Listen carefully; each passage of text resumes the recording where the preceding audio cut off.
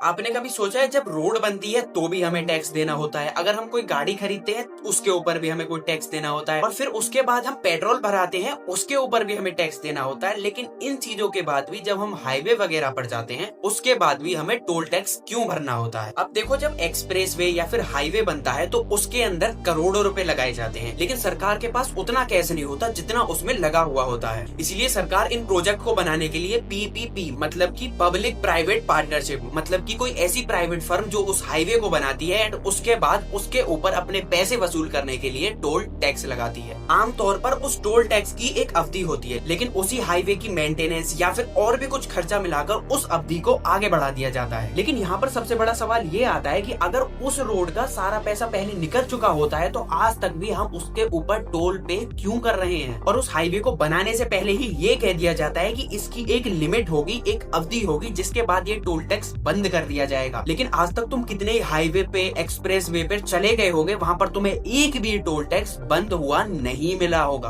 अब इस टॉपिक पर आपकी क्या राय है कमेंट सेक्शन में मुझे जरूर बताना, और ऐसी इंटरेस्टिंग वीडियो देखने के लिए मुझे सब्सक्राइब जल्दी से कर लेना।